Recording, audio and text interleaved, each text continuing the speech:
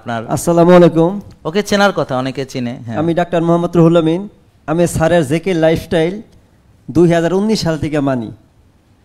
প্রথম আমার সবসময় খালি অসুস্থ থাকতাম, তারপরে আমার ছোটো ভাই স্যারের লিঙ্ক আমাকে দেয়, আমি ওইটা 10-15 বার দেখি। দেখার পর যেহেতু আমি ডাক্তার মানুষ, আমি জানি যে স্যারের প্রত্যেকটা কথাই বাস্তব। তারপর থেকে আমি মানা শুরু করি। 19 সাল থেকে এখন পর্যন্ত আমার কোনো ওষুধ লাগে না, এবং আমি একটি টিম তৈরি করেছি যেখানে 50+ লোক প্রতিদিন সকালে এক্সারসাইজ করে। মাশাআল্লাহ, সবার জোরে আমরা সবাই একটু জোরে জোরে, হ্যাঁ আরো জোরে, হ্যাঁ সবাই সবাই সবাই সবাই, হ্যাঁ।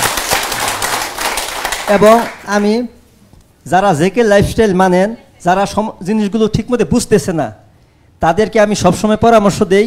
আজকেও আমার সাথে 2 জন রুগী এসেছে। আমি প্রতি মাসে স্যারের কাছে একবার আসার চেষ্টা করি।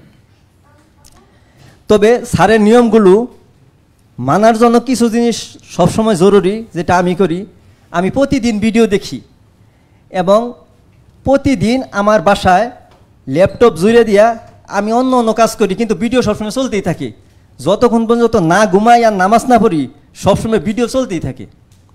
তবে আমার বাসায় একটা ফার্মেসি ছিল, যে আমার সন্তান কুসুম অসুস্থ হয়ে যায়, বা আমার কুসুমের সমস্যা হয়, বা আমার পরিবারে কখনো কুসুমের সমস্যা হয়, এর জন্য আমি সবসময় ওষুধ আগাও নিয়ে তুইতাম। 2-10,000 টাকার ওষুধ সবসময় আমার ঘরে থাকতো। এখন আলহামদুলিল্লাহ 1 টাকার ওষুধও লাগে না।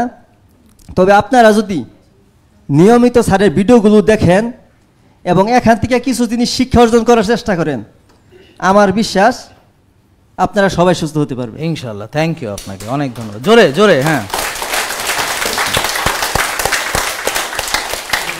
তাহলে ওনার 85 ভিটামিন ডি কিভাবে হয়েছে বুঝতে পারছেন?